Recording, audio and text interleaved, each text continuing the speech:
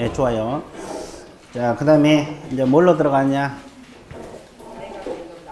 이제 대금 납부로 들어갑니다. 대금 납부.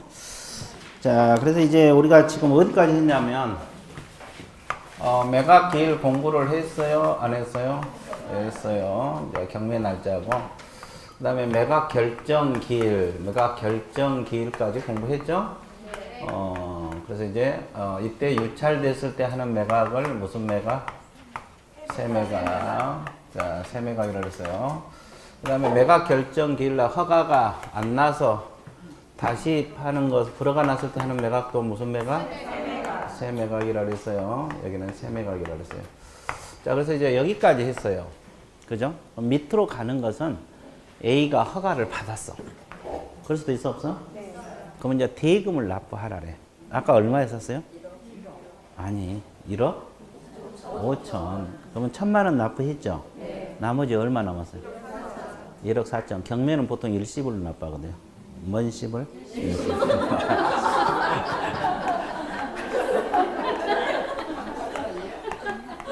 깜짝 놀랐죠?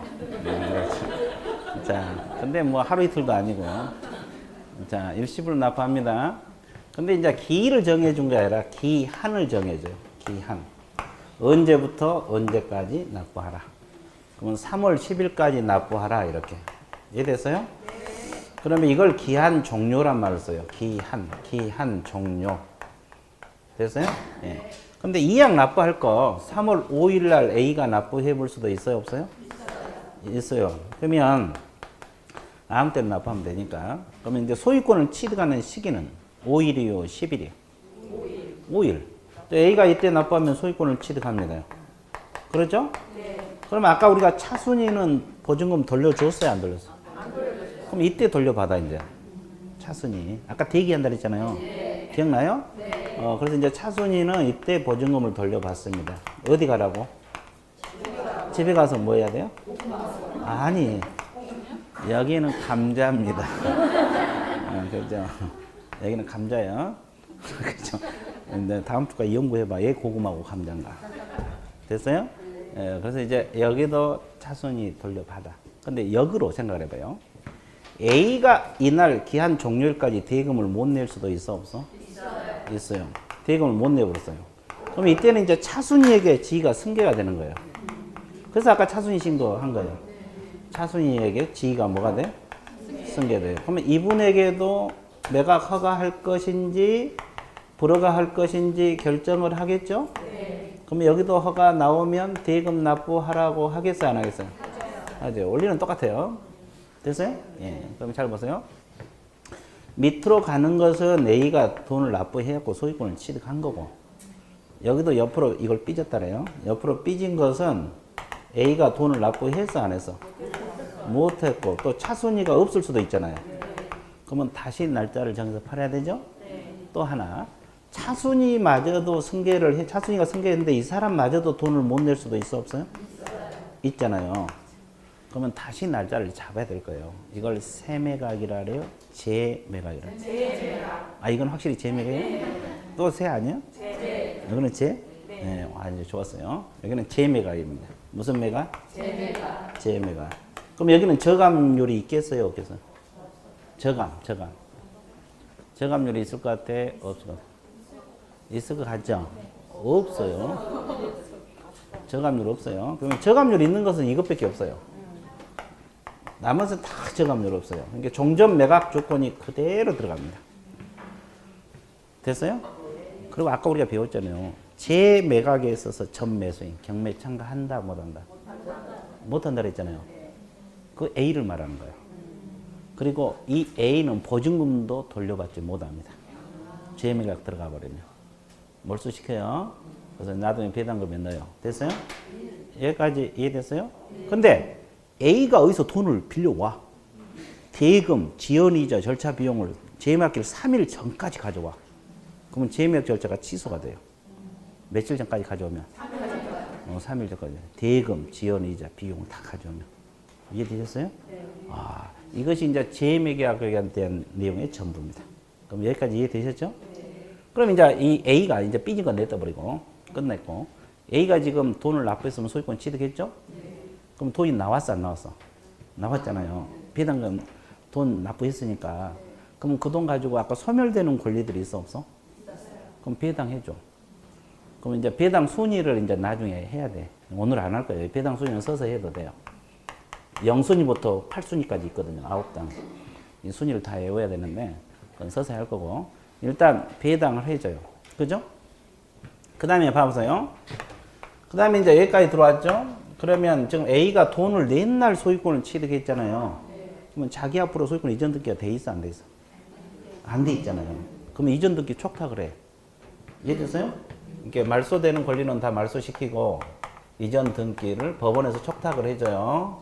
그럼 이제 서류 같은 거 제출하면 되고 자 그리고 나서 이제 팔린 사람들은 집을 비워줘야 되는데 안 비워주고 있어. 그러면 쫓아내야 돼 안 쫓아내야 돼? 바로 물리적으로 할 수는 없고 인도명령을 신청해서 법적 절차를 거쳐야 되죠. 그래서 이제 인도명령에 대해서 이제 우리가 좀 공부를 해 주셔야 돼요. 이걸 이제 또 공부를 할 거예요. 일단 밑줄 좀 긋고. 자, 582페이지 7번, 양갈 1번, 대금 지급 기한 있어요? 네. 자, 동그라미 1번만 밑줄 그으세요. 매각 허가 결정이 확정한 법원 대금 지급 기한 동그라미, 기일 X입니다. 기일이라고 시험에 여러 번 출제돼서 기한이란 거. 기일 X 적었어요? 네. 정하여 매수인에게 통지한 매수인은 대금 지급 기한까지 언제든지 매각 대금을 납부할 수 있다. 나와 있어요? 네. 그리고 이제 양가로 2번 세 줄 밑줄에서 매수인은 매각 대금을 뭐 할 때? 완납한 때 소유권 취득한다 이 말이야. 그래서 이제 경매 목적인 권리를 확정적으로 취득한다. 나와 있어요? 네. 그리고 두 줄도 밑줄 그으세요. 이에 따라 차순위 매수 신고에는 매수인이 대금 납부하면서 매수 책임을 면하고 즉시 보증금을 돌려받을 수가 이때 차순위 보증금 돌려준단 말이에요. 집에 가서 뭐 하라고? 감자. 그렇죠. 여기는 감자라는 생각이 나와야 돼. 자, 양가로 3번.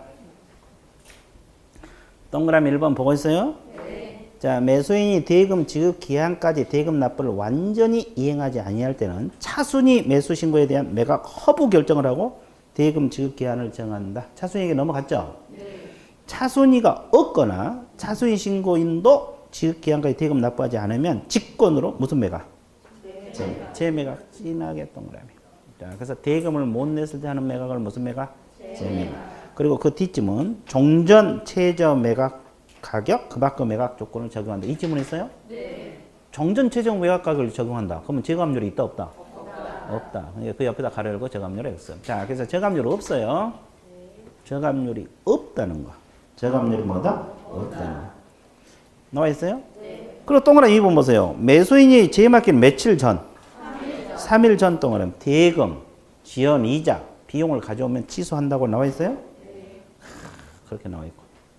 그리고 이제 마지막 동그라미 3번 밑쪽에서 재매각에 있어서 전 매수인. 전 매수인. 아까 경매 참가한다 못한다? 못한다. 보증금도 돌려받을 것을 요구하지 못한다.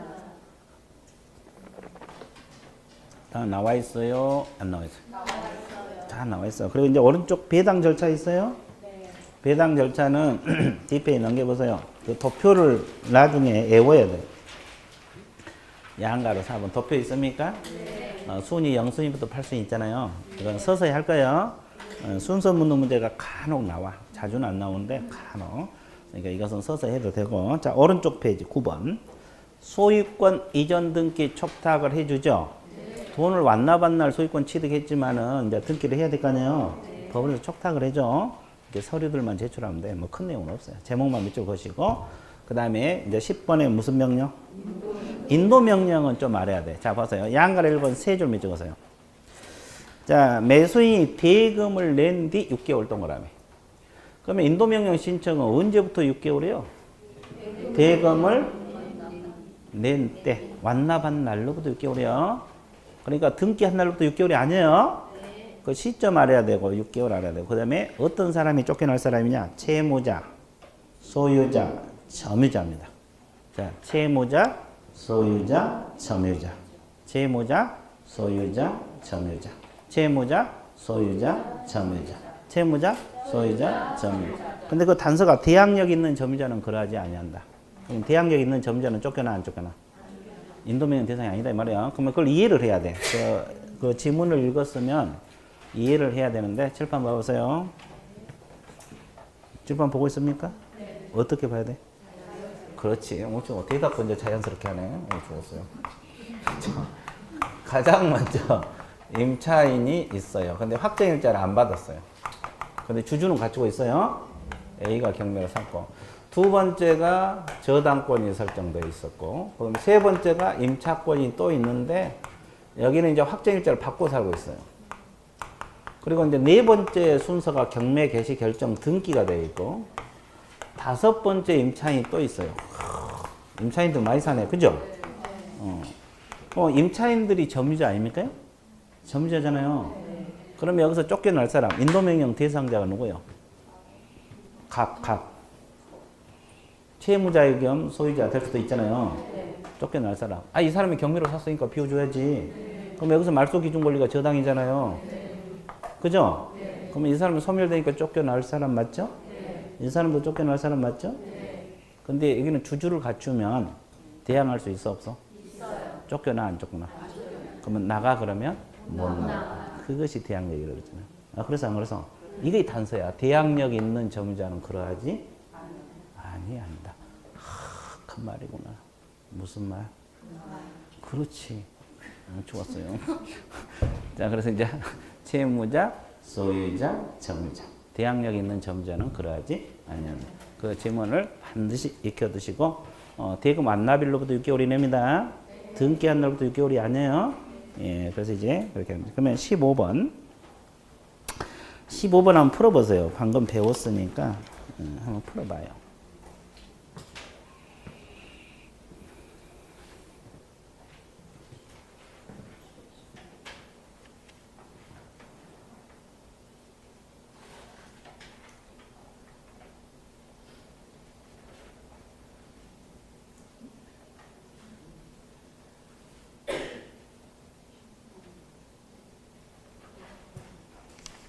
답 나왔어요? 네.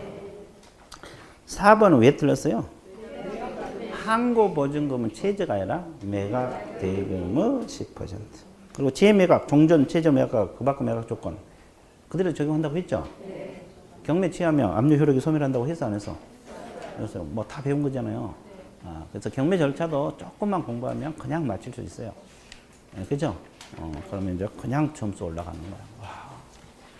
나중에 이제 뭐 100점 나올까 걱정이 되지. 자, 586페이지 공매로 넘어갑니다. 586페이지 보고 있어요? 네. 공매는 첫째 줄 의 한번 봐드릴게요. 넓은 의미에서 공매란 법률 규정의 공적 기관 동그라미. 공적인 기관에서 강제적으로 행해지는 매매. 공적 기관에서 동그라미 쳤어요? 네. 그리고 이제 좁은 의무에는 국세 징수부에 국세 지방세 체납한 체납자 재산을 뭐해서 압류의 공개 매각. 자, 그래서 공매란 건 공개 매각 준말이에요. 공개 매각 준말이 공매. 그러니까 이제 좁은 의미는 압류 부동산 공매를 말한다. 이 뜻이고. 그다음에 양가 2번 첫째 줄 주로 어디서 담당하고 있다 그랬어요? 한국자산관리공사. 근데 반드시 그렇지는 않습니다. 세 번째 줄 자산관리공사 외 국가나 지방자치단체도 시행할 수가 있다. 이 지문 있어요? 네. 그것만 알아주고. 그리고 이제 종류 있어요? 네. 종류는 일단 제목만 몇 줄 보세요. 수탁부동산 공매. 이걸 비업무용 부동산 공매로 말 써요. 네. 이거. 그 다음에 양가를 2번에 쭉 내려가서 무슨 부동산 공매? 유입부동산 공매. 자, 양가를 사면 고정자산은 지워버려요. 이거 요즘 시행되고 있지도 않아요. 그러니까 헷갈리니까 그냥 지워버려요. 그리고 이제 압류 부동산 공매 있어요. 예. 그래서 이제 세 가지를 종류가 있다는 거 알아두시고, 그다음에 시험은 이제 어떤 게 나오냐면 그 도표 있어요? 네. 도표가 간혹가다 나와요. 그러니까 그 중요한 것만 체크할게요. 그 도표에서 세 번째 칸 저감률이 있습니까? 네. 이건 공매다. 경매는 통상을 외우세요. 통상 몇 %? 20%. 근데 압류하고 비업무용은 둘 다 10%. 둘 다 뭐다? 10%. 원래 압류 부동산 공매하고 경매하고 같이 묶여 다니거든요. 근데 저감률은 자기들끼리 뭉쳤어. 저감률은 공매끼리 뭉쳤습니다. 이제 이거 반드시 기억하시고. 그 다음에 수의계약 밑에 대금 납부 있어요? 네. 경매하고 압류는 같이 묶인다 그랬죠? 네. 그래서 뭔 씹을? 일시. 그리고 이제 비업무용은 할부 가능. 최장 면전 범위 내에서 할부가 가능하다. 이거 알아야 되고. 그 다음에 이제 토지거래 허가구역. 몇 주 전에 배웠잖아요. 자, 경매는 허가증 없어도 된다고 했죠? 압류도 같이 움직이니까 없어도 되겠죠? 근데 비업무용은 있어야 돼. 비업무용은 있어야 되는데 몇 회 이상 유찰 심한 면제? 3회 이상 유찰 심한 면제한다는 거. 됐어요? 그럼 농취증은 종류 불문하고 있어야 돼, 없어야 돼? 누가 없어야 된다 그래? 좋아. 자, 오늘 미세먼지만 많았으면 밖에 내보낼 텐데. 미세먼지 없어. 됐어요? 자, 그 다음에 장단점. 경매는 가격이 공매보다 싸다. 왜 싸겠어요? 저감률이 20%고 공매는 10%. 그래서 공매보다 싸지. 아니 그냥 외워봐. 안 외워져. 생각을 해봐. 경매는 20% 다운되잖아요. 공매는. 그러니까 상식적으로 생각해봐. 뭐가 더 싸겠어? 경매. 그렇게 생각하면서 공부하라고. 그래 안 하면 잊어먹으니까. 됐어요? 그리고 이제 물량이 많다. 이게 경매 장점이에요. 압류도 똑같고 경매하고 거의 같이 움직이니까. 그 다음에 비업무용은 대금 납부 조건이 유리하다. 왜 유리하겠습니까? 할부 납부. 그렇죠? 그리고 권리 분석이 경매보다는 쉽습니다. 됐어요? 예. 그래서 이제 이런 것이 비업무용 장점으로 들어있어요. 이제 그 정도만 알아두세요. 그래서 이제 경공매 끝. 자, 그 다음에 이제 매수신청 대리 2절 내용이. 자, 매수신청 대리는 몇 문제 나와요? 한 문제 나와요. 한 문제. 이 한 문제 나오는데 이 내용이 적은 내용이 아니에요. 거의 우리 중개사법만큼 돼요. 이게 왜냐면 이건 조문만 실어놨거든. 이건 조문만 실어놓은 거고 우리 중개사법은 다 해설해 놓은 거잖아요. 그래서 우리 중개사법은 그렇게 두꺼운 거고 여기는 몇 페이지 안 되지만 조문만 실려 있어요. 그러니까 그 중개사법 수준이 그 정도 돼요. 이게 적은 게 아니거든요. 그리고 내용도 비슷한 내용이 너무 많아. 중개사법하고. 이해됐어요? 그래서 한 문제 나오거든요. 그래서 여기서 꼭 필요한 것만 내가 건드려 드릴게요. 시험에 자주 나온 것하고 그 요약집에 또 비교해 놨어요. 그거 중요한 것만 이번 파트에 건드려 드릴게요. 자, 588페이지 한번 봐보세요. 그 매수 신청 대리는 우리가 개업공인중개사가 겸업할 때 경공매 권리 분석하고 매수 신청 대리 할 수 있다고 기억나요? 개업공이 겸업할 때 그거요. 그러니까 매수 신청 대리 직접 경매 낙찰 받을 수 있다 이 말인데 그 범위, 그 대리권의 범위가 시험에 자주 나와요. 청색 2번에서 양가로 1번 있어요? 이건 무조건 공부해야 돼요. 됐죠? 방금 우리가 경매 절차를 했으니까 쉬워. 자, 대리인이 매수 신청 보증을 제공하는 행위 할 수 있어 없어? 있어요. 그 다음에 일반인들은 입찰표 생긴지조차도 잘 모르죠. 그러면 개공이 대리 행위라면서 입찰표 작성을 해서 제출할 수 있다 없다? 있다. 이것도 대리권 범위에 들어가고 방금 우리가 차순위 배웠어 안 배웠어? 차순위 매수 신고도 대리인이 할 수가 있고 또 아까 우리가 차순위 탈락하면 보증금 돌려받아 안 받아? 그 보증금 돌려달라고 신청하는 것도 대리인이 할 수가 있어 없어? 있어요. 5번 6번 묶으세요. 공유자 우선 매수 신고 임대주택법 임차인은 임대주택 우선 매수 신고 있어 없어요? 있어요. 5번 6번은 원리가 같아. 원리가 같아요 달라요? 같아. 그래서 이제 5번을 설명할게요. 5번이 공유자 우선 매수 신고가 뭐예요? 공유? 지분을 말합니다. 공유 뭘 말해? 지분. 그럼 한번 맞춰보세요. 자, 이게 뭘 것 같아요? 이게 뭘 것 같아요? 이게 한번 맞춰보세요. 어? 토지. 자, 한 필지입니다. 근데 4명이 공동으로 소유, 공유하고 있어요. A, B, C, D. 다 얼마씩? 25%, 45% 똑같이. 지분은 똑같이 가지고 있어요. 가정을 해봐요. 근데 B 지분이 경매에 넘어갔어요. B 지분이 경매에 넘어갔는데 갑이 1억 5천 최고가 매수 신고냐. 갑이 나 1억 5천에 저거 사겠다 그래서 최고가 매수 신고이 됐거든요. 됐어요? 네. 이걸 최고가라고. 최고가 매수 신고냐. 갑이. 근데 이제 공유자가 A, C, D잖아요. 네. 그러면 이제 누구든 관계없어요. D가 했다고 볼게요. D가 내가 1억 5천에 이 B 지분을 사겠다고 신고를 해. 이게 공유자 우선 매수 신고야. 그렇죠? 그러면 누구에게 허가를 해줘야 돼요? 갑에게 해줘야 돼요? D에게 해줘야 돼? D에게. 공유자에게 허가를 내줘야 돼. 이 사람이 원래 최고 비싸게 써냈잖아요. 근데 같은 가격에, 이 가격에 사겠다면 이 사람에게 허가를 해줘야 돼? 안 해줘야 돼? 해줘야 돼. 그러면 이제 이 사람은 원래 최고가 매수 신고인데 뭘로 밀려? 차순위로 밀려. 차순위로 밀려요. 뭘로 밀려? 차순위로 밀려. 그래서 이제 이게 공유자 우선 매수 신고냐. 그러면 이분에게 허가를 해준다. 이 뜻이. 개념 잡았어요? 네. 그리고 임대주택 우선 매수 신고 원리는 같아요. 그러면 7번 한번 읽어보세요. 뭐라고 나왔어요?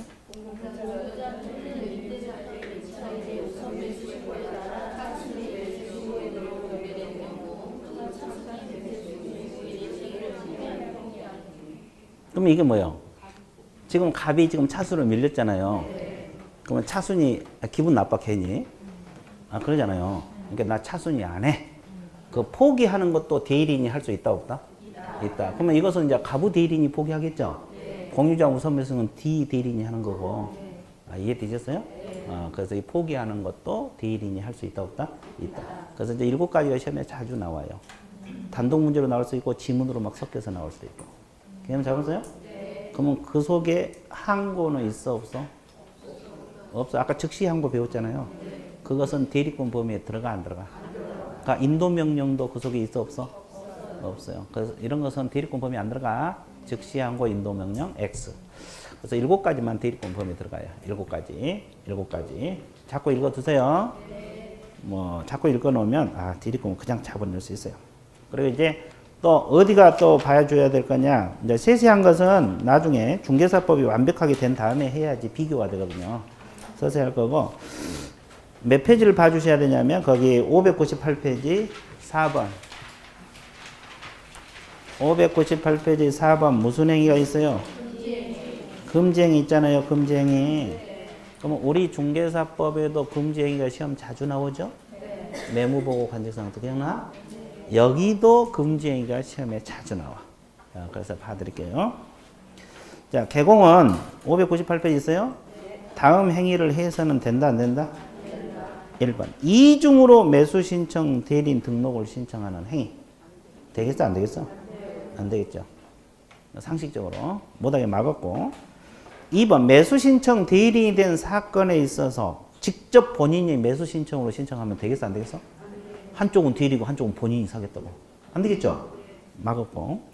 그 다음에 동일 부동산 이해관계가 다른 2명 이상의 대리인이 되는 행위. 되겠어, 안 되겠어? 안 되겠죠. 양쪽 대리. 우리 같으면 쌍방대리.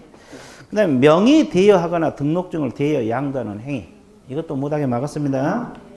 그 다음에 다른 개공 후 명의를 사용하는 행위. 다른 개공 후 명의를 사용해도 돼, 안 돼?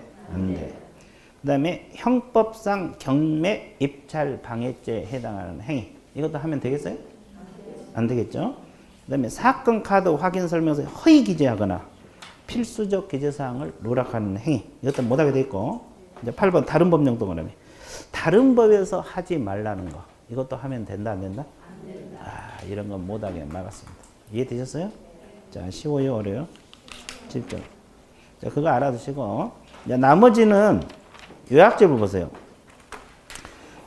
왜냐면 그 중개사법하고 비교를 해 놓은 부분이 있어요. 이걸 공부를 하는데 이것도 뭐 중요한 것만 건드려 드릴게요. 138페이지 나와 있어요.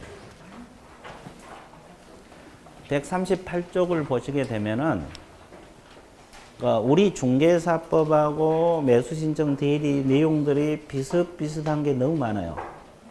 개념 잡았어요? 그래서 이제 비교를 해서 공부를 해야 돼. 근데 이 중개사법에서는 28문제가 나오고 매수신청 대리는 1문제가 나와요. 내용은 거의 막상막하야. 그래서 이제 그 중개사법을 해 놓으면 이것은 차이점만 짚어 놓으면 같이 해결이 되는 거야. 이해됐어요? 그래서 그 한 문제마저도 쉽게 맞힐 수가 있는 거예요. 이해됐어요? 예, 그래서 이제 중개사법을 확실히 해 놓으면 이것도 쉬워요. 그래서 이제 그 신청자 있어요? 맨 위에 칸.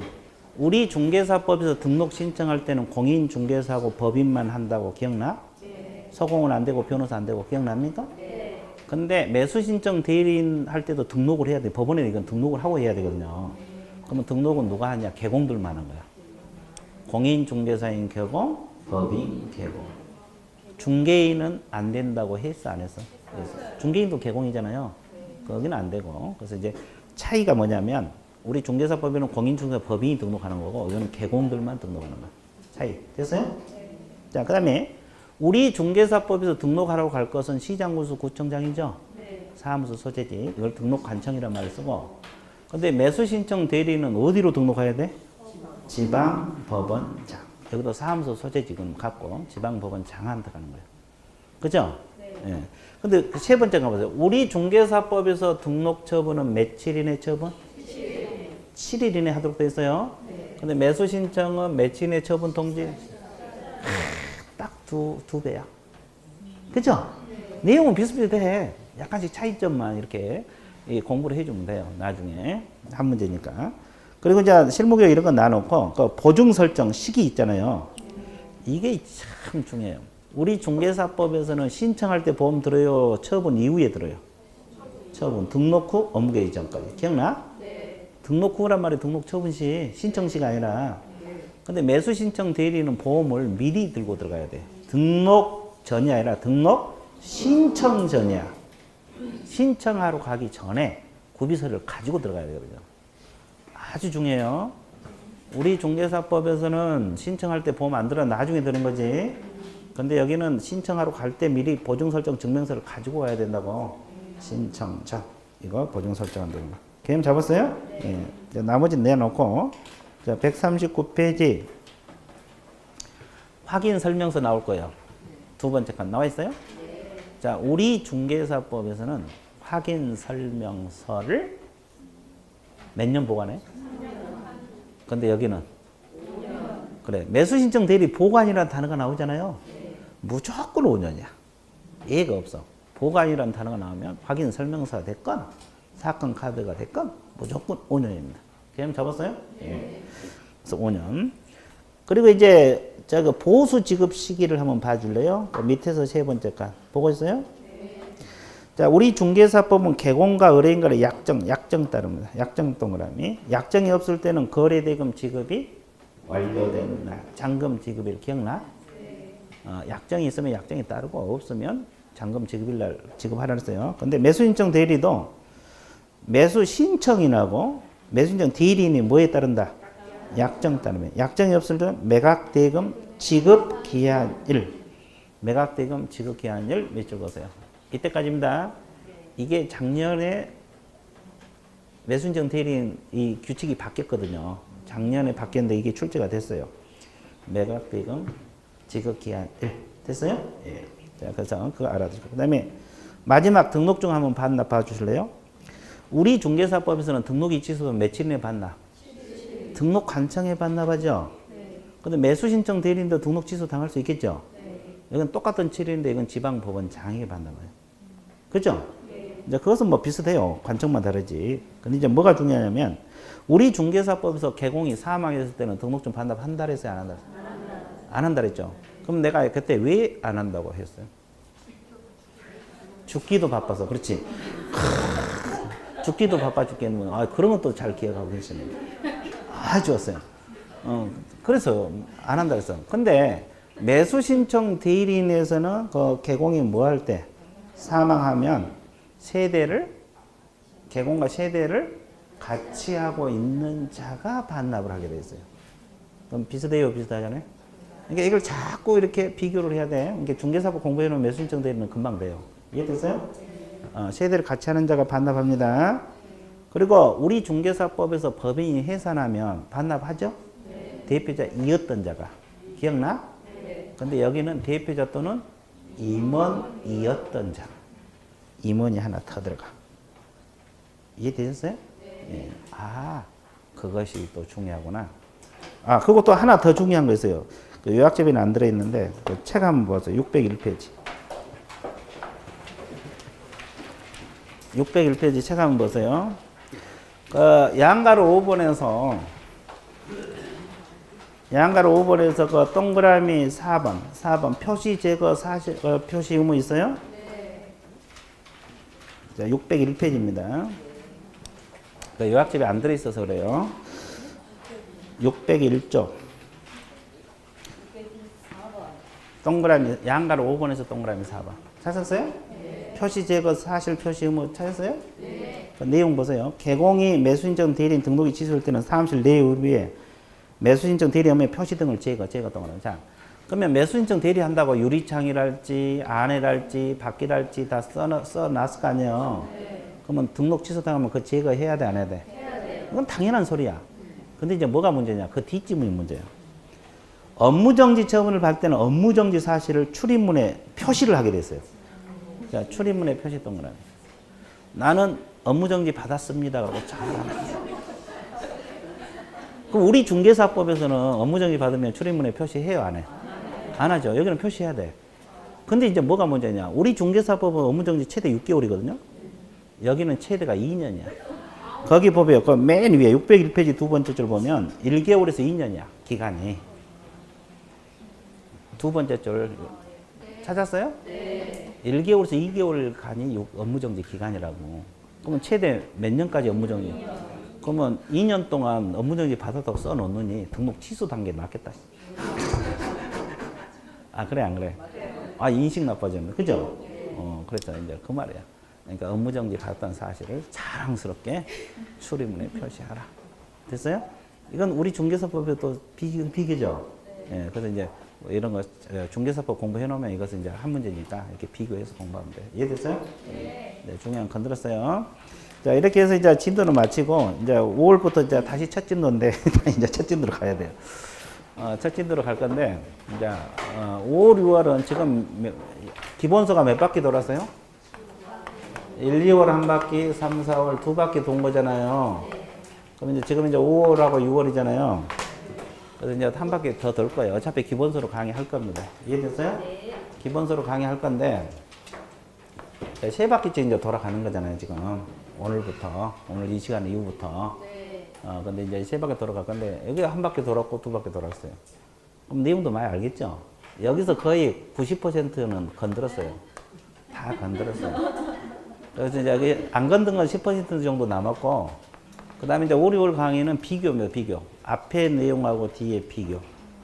비교할 거 있잖아요. 네. 그러면 앞쪽에서 배웠고 뒤쪽에 배웠지만 머릿속에서 그게 비교가 안 돼.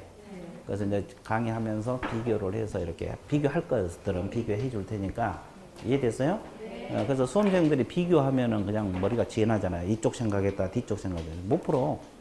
아무것도 아닌 걸 못 풀어. 그러니까 이렇게 해서 강의가 진행될 테니까 그렇게 알아주시면 돼요. 이해되셨어요? 네. 아주 좋아요. 그죠? 예. 그럼 이제 여러분들 이제 어떻게 비교한가 한번 봐볼게요. 여러분들 20페이지 한번 봐봐. 20페이지. 이제 첫 진도부터 나갈 건데 20페이지가 첫 진도잖아요. 네. 그 공인중개사법 제정 목적 세 가지 공부하라 그랬죠? 네. 공인중개사 업무 등에 관한 사항을 정하여 그 전문성 제고, 부동산 중개업을 건전하게 육성, 국민경제 이거. 그러니까 내용은 2페이지 엄청 적혀있지만 세 줄만 알면 된다 그랬죠? 네. 다 머릿속에 들어와 있죠? 네. 그러면 부동산 거래 신고에 관한 법률 제정 목적은 뭡니까? 부동산 거래 신고 등에 관한 법률 제정 목적은 뭐예요?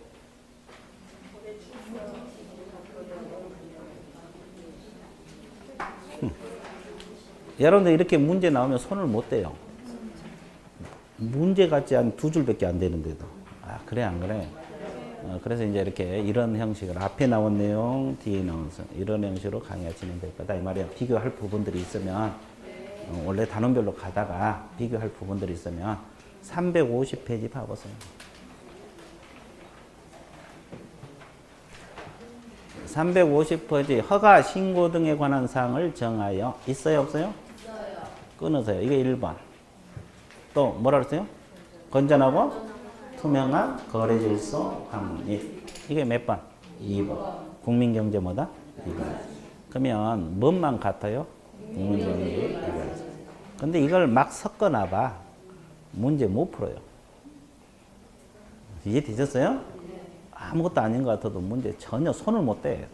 못 푼 게 아니라 아예 그냥. 이해됐어요? 그래서 이제 이런 게 머릿속에 착착착 나와야 돼, 안 나와야 돼? 나와야 돼. 아, 그렇죠? 그렇죠? 단원별로 뭐 강의할 때는 거기 끄떡끄떡. 오, 되게 쉽네. 문제 나오면 거기 살래살래. 그죠? 예, 그래서 이제 어느 과목이든 여러분들이 쉬운 과목이 없어요. 그러니까 열심히 해야 되고, 그리고 이제 1, 2, 3, 4월까지는 민계공 열심히 했잖아요. 안 했어요? 근데 이제 지금부터 5월 이후부터는 전 과목, 공시, 세법, 중개사법, 민계공은 역시 또 마찬가지 해야 되고, 전 과목을 다 돌아가야 돼. 앞으로는 뭐 어떤 게 중요하고 뭐 관심 가질 필요 없이 전 과목 다 돌려야 돼요. 이해되셨어요? 그렇지 않으면 힘들어져. 그러니까 중개사법도 열심히 해야 된다, 안 해야 된다? 문제는 40문제죠. 똑같잖아요. 그러니까 이제 5월 이후부터는 전 과목이 비중을 같이 놓고 가야 되고, 또 자기가 뺄 수 있는 과목은 점수를 많이 빼준 게 좋아요. 왜냐면 어차피 평균을 맞추면 되니까. 그래서 이제 우리 과목은 60점 목표로 하면 돼, 안 돼? 최소. 이제 최소 80이고, 이제 일반적으로 90점은 빼야 되겠죠? 예, 그렇죠.